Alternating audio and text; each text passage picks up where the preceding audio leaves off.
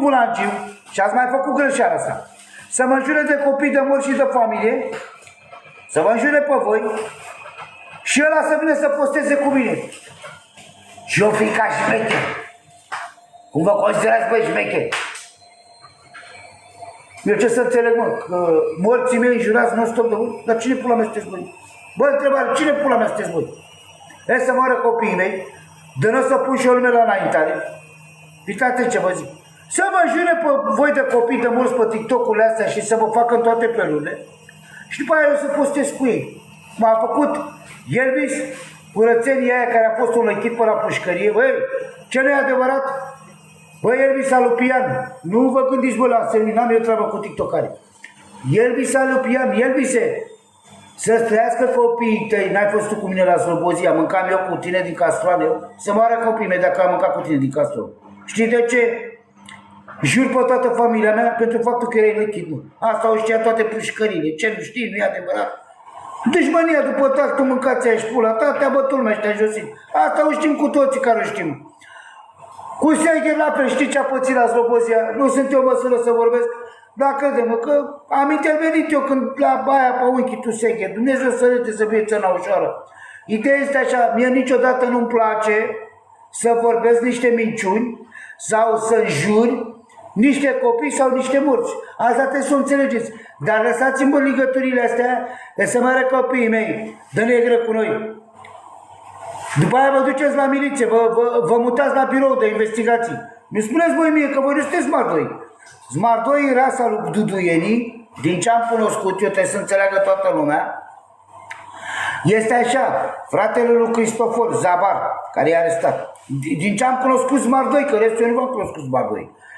Este așa, Zabar, DRS-ul, bine, nu e neam cu voi, e un fel de așa, Dan DRS-ul, care îi dăm ce a lui, bă, să moară copiii mei, valoarea României, pe bune, care pe bune s-a dat și la gheară și la orice șmecher în România. Ăla e șmecher.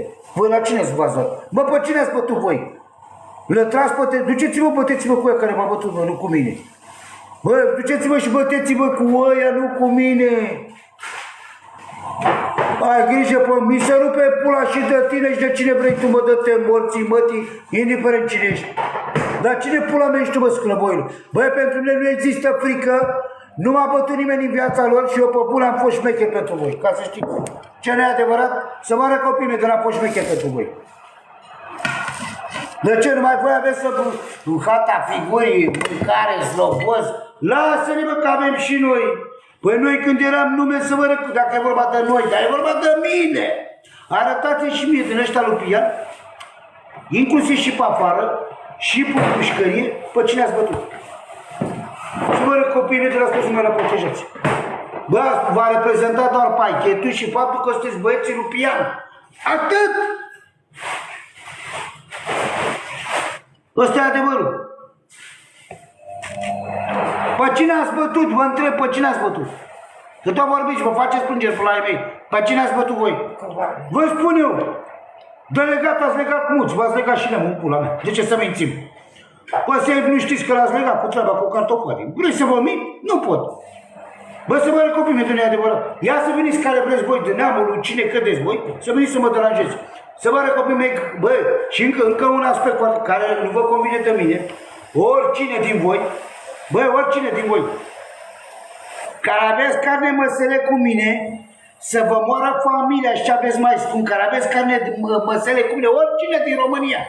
Eu sunt frumos pe Franța, să știți. Ne găsim, aveți numărul meu de șmecheria și am în capa și pizda voastră să ne găsim.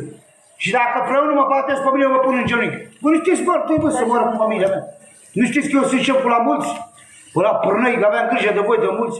Nu vă mai dați ceea ce nu sunteți, că nu aveți cum. Voi acum ați avansat și voi pe interneturile astea, pe TikTok-urile astea. Dar voi n-ați bătut pe nimeni, nu cava și pula voastră.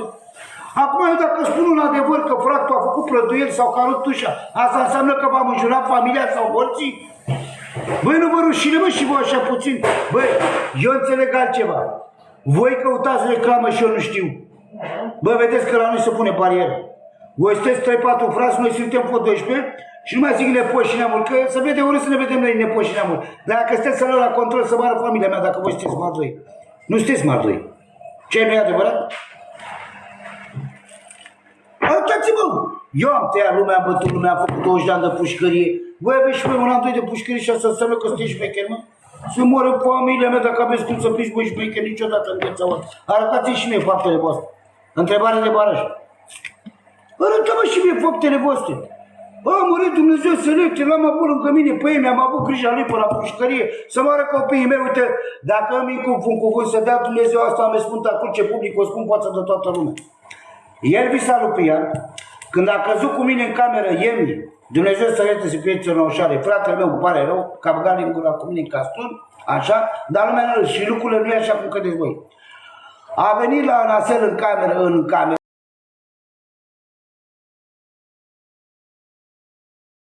Anasel și a fugit în cameră de acolo și s-a dus cu Cristichira în cameră. Uite, el îi terică ăștia. Vreți să toată înjurat? A fost, bă, cu mine. Puteți să, bă, a fost, Emi Alupian cu Cristichira în cameră. Da, să mă rog familia mea că la voi ce comportament are. Nu știam eu că e Alupian, nu știam, frate. Eu știam pe țiga lor. Vin ies de la băi, bă, să mă rog copiii mei dacă fratele vostru minte vreun cuvânt. Lasă fie sănătos ca au bani mulți, să ne dea Dumnezeu încă de 10 ori mai mult. Și noi avem ăsta, și noi avem bani, stai liniștit. Așa mâncava și la voastră. Acum eu frumos dau mâna cu el. Uite bă, un adevăr, ia spuneți cu ce vă deranjează lucrul ăsta. Salut, te zic Cristichira, dar el îmi spune să fii sănătos.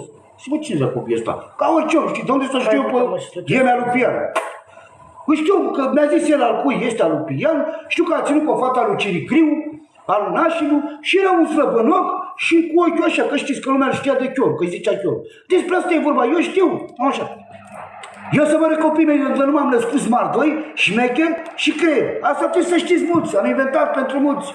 De ce să tot să lătrăm pe aici ca fetele masculine? Ideea este așa.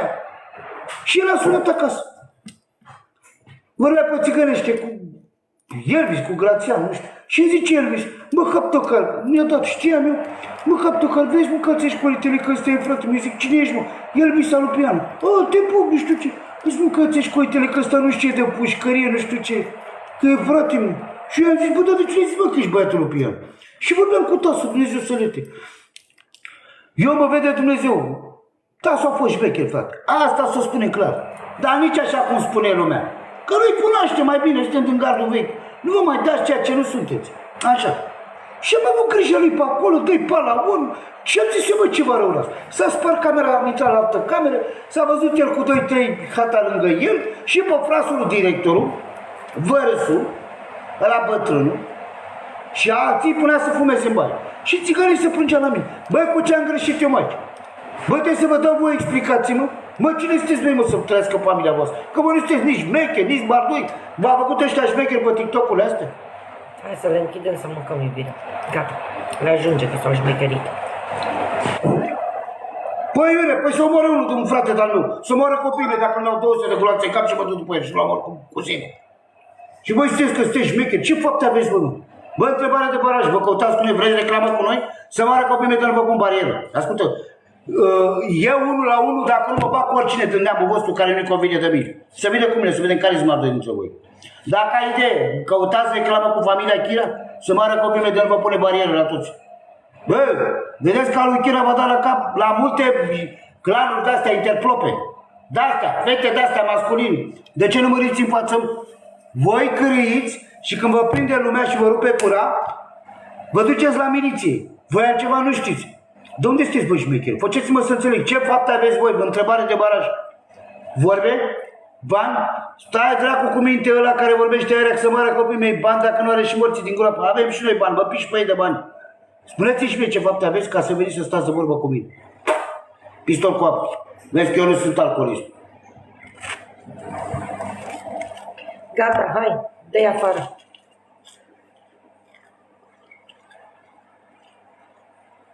Nașule a fugit Patricia cu un albanez. Pentru 50 de euro,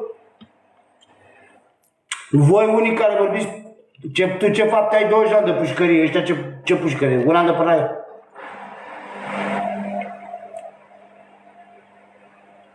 Te-ai îmbăcat iară cu aia. Eu sunt pe țări străine, mă, și sunt steagul cu străini, nu mai dăm nume pe aici. Dar cu voi niște maimuțoi care decât le tras din casă și nici ieșiți din casă. Mereu vorbește nevastă ta despre tine. De unde știu ăștia așa ceva, mă? Da. Aici îmbăligători. Înseamnă că a făcut-o bine, mă, de-aia vorbește despre el. I-a plăcut pula. Mototăle. În fine. Băi, Dumnezeu să-l ierte, lăsați omul în pace, lăsați oamenii în pace. Și dacă ar fi ultimii fraieri, eu n-am cum să înjur de morți, n-am cum să înjur de copii și nu voi înjura niciodată.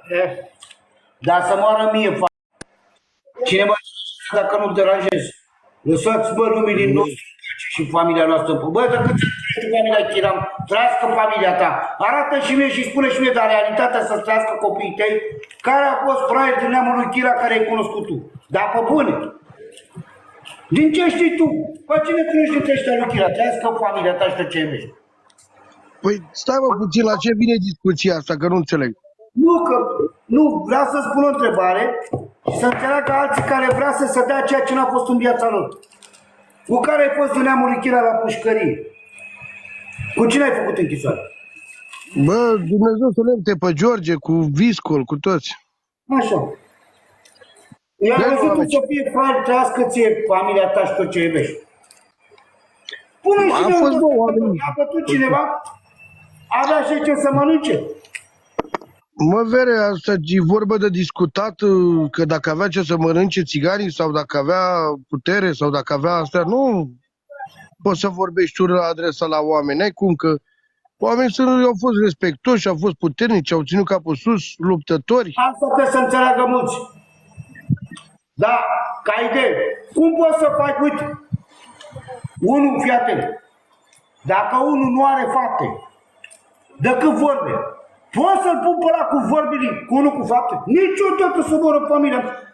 Un mai mulțoi să vorbească de tine, care tu ai fapte, și ăla nu are nicio faptă. Poți să compari pe ăla cu tine. Și să compară mai mulțoi de ăștia, auzi, vorbește de cutare, de cutare. Bă, să vară copiii mei care aveți carne măsele, cu oricine din familia Chira sau cu mine, băi, să vă moară familia, de nu mă sunați în privat, orice șmecher care vă credeți voi și vorbiți alea de familia noastră, hai să ne găsim față-față. Eu nu știu pe nimeni de frică. Bă, dar de ce ești agitat așa? Ce s-a întâmplat? De ce ești... Ăsta lui Pian, că n-a fost niciunul șmecher, a fost asta. Ce vezi facă plângeri pe la familia mea? Și a zis, frate, bă, uite, vedeți-vă de treaba voastră, că voi, frate, nu aveți ce să-mi faceți. Că am avut grija lor pe la pușcărie, ca lui Emi, lui... Bă, să moară copiii mei dacă te miți. Băi, Cristi, uite care-i treaba. Dar mă, știu ce zici. Dar îți mai pun o întrebare să-ți trăiască familia ta. Unul te înjură pe tine de copii și de familie. Mă asculti? Unul te înjură pe tine de copii și de familie, ca idee. Și eu le iau și fac pozez cu el. Tu ce înțelegi? Că l-am pus eu, nu? Bă, mâncați-și gura ta. Știu ce vrei să spui și asta și stăm de vorbă cât vrei tu la un sfat, la o discuție de asta, că ne cunoaștem da. Și am mâncat cu Viscol din Castron, cu Fractul și am respect. Dar nici să vorbesc aici, să vorbesc eu de X, de Y, că nu... Nu ne interesează pe noi. Vreau doar să-ți dau un exemplu. Un bulangiu te înjură pe tine de familie, de copii, de morți, și eu, Cristi Chira, cum zice lumea că sunt șmecher și de fapt eu sunt fraier, îl iau și postez cu el. Și tu îl vezi cu mine, că fac postări pe aici și mă ridic cu el pe deget. Ce înțelegi tu din asta? Că eu l-am pus să te înjure de familie și de morți. Mai ai cum să mai mă respecti tu pe mine? Da sau nu? Vreau să știu. Este ceva aprins la tine, e ceva discuție aprinsă la tine, văd că... Am și eu morți, am părinți morți, îmi iubesc morții și toată lumea își iubește morții. Înțelegi? Normal. Dar eu știu ce vorbesc. Niciodată n-am cum să sar calul. Și eu dacă, bun, și dacă îți spun la oameni aici o poveste de pușcărie, un adevăr de pușcărie, bă, ce-am greșit eu, mă, mâncați-și plata, că spun adevărul? Da, păi și tu de ce vorbești? Bă, dar tu că îmi permis să vorbesc cu tine și tu îți permis cum îți permiți tu să vorbești cu mine. Dar nu, de ce vorbești de omul ăla care a murit? De ce vorbești de omul ăla? Nu. Am spus așa că vorbesc niște adevăruri Și nu numai de lumea care am murit. Dacă tu ai fost tovarășul meu și ferească Dumnezeu mor și eu povestesc de tine că mi-a fost tovarăș și am băgat în Nu mâncați gura ta, dar și eu spun nu... adevărul. Da, Tu ce crezi? fii atent. Cine a cântat ce Lasă-mă să spui tu, mi-ai cerut părerea. părerea. Bă, mi-ai cerut părerea și lasă-mă să-ți vorbesc un pic la dreptate. Și să-ți vorbesc așa omenește, cum e familia ta respectată. E și familia lor respectată, că nu zicem eu, tu sau XYZ. Zici o lume. N-am negat Zici o lume. Zici o lume. N-am negat eu lucrul ăsta, că ăla e respectat sau că ăla e respectat.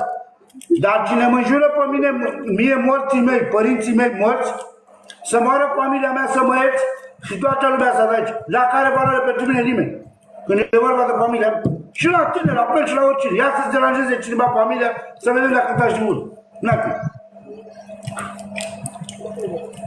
Mă, frate, mi-e normal, mă, că să te super normal, ca să, dacă te înjură cineva de morți, de copii, de familie, e normal, e logic să te superi. Să moară copiii mei, eu nu pentru asta spun aici. Uite, eu eram acolo la camera 32. Păi ce să-i țin, Mariane? Ce vezi lumea cum confirmă? Ce fac? Păracul va fi, nu? Da, șefule. Cu cine erai în cameră? Cu Anasel sau cu mine? Te pup, Bruneta. Te pup, Cristi, te pup, sănătate, Doamne ajută. Fă-ți discuții acolo. Hai, te pup. Bă, când e vorba de judecată țigănească, sau de dreptate și adevăr, să moară copiii mei, dacă nu pentru asta, dacă nu într-un pământ. Și dacă eu greșesc să moară copiii mei, de nu spun, îmi cer iertare și mă scump. Băi, Mariane, să-ți moară măta și tactul și ce ai tu mai scump. În 2003-2004 ai fost arestat la pușcărie, dar n-ai fost, nu știu. Să vină că îi dau... A, n-ai fost, știu. Știu și acolo, știu. Putem să vă și noi scoatem afară pe ăștia. Dar eu știu niște dosare la unii care au fost răchiți pe la pușcărie. Vrei să vă mint?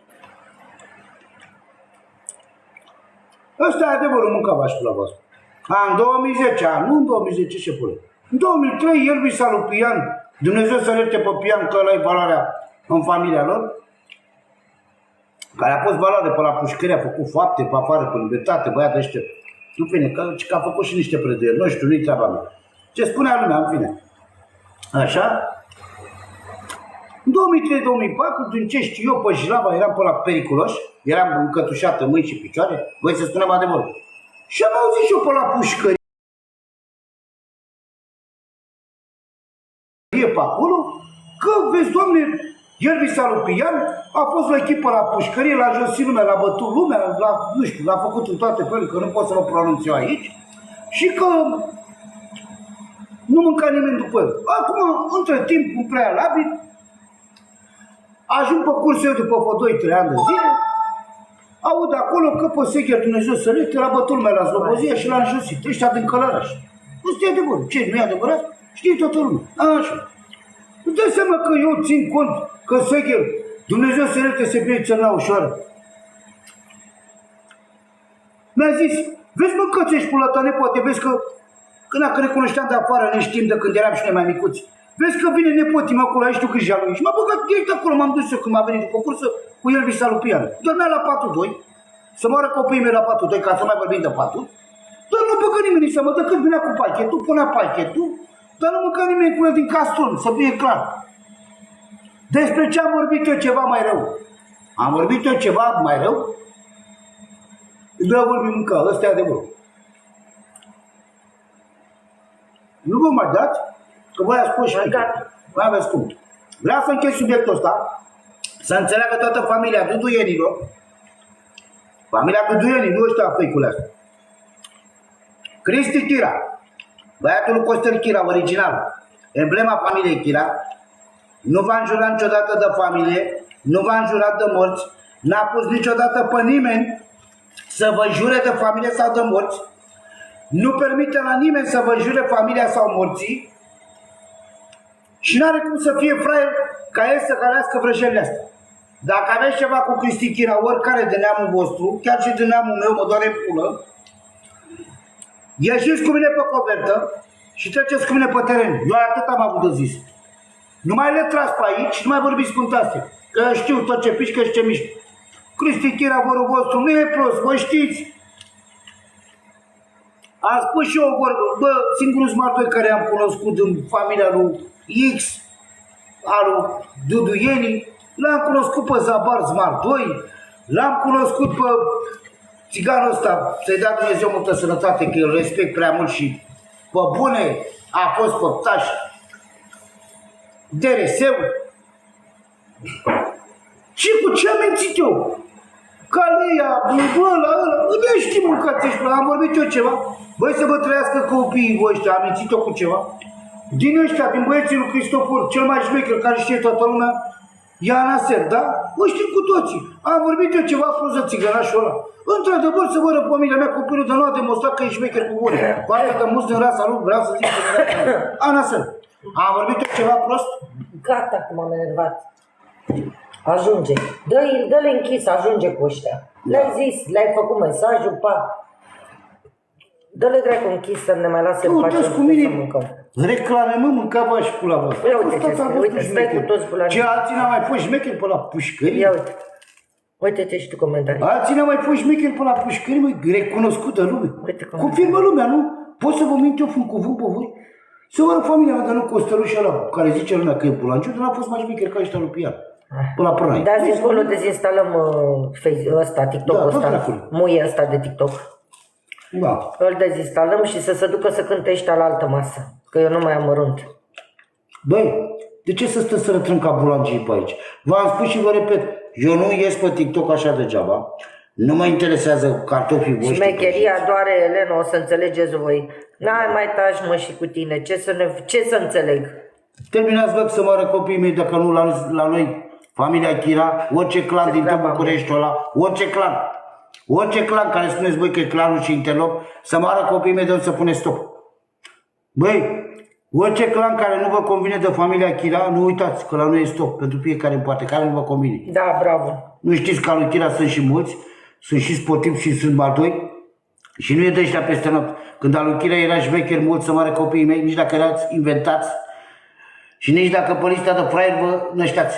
Stați acum cum că Chiranii sunt și mulți, sunt și smardoi și nu dă înapoi. Tu nu știi? Sunt și dulci, știi că pe cât de dulce atât de rău sunt sau de amar mă fac. Vezi că nu-i locul noi. Cine o încearcă cu familia mea sau cu neamurile mele, Da. țineți-vă tare, atât v-am zis. Oricine, țineți-vă tare. E greu cu Chiranii.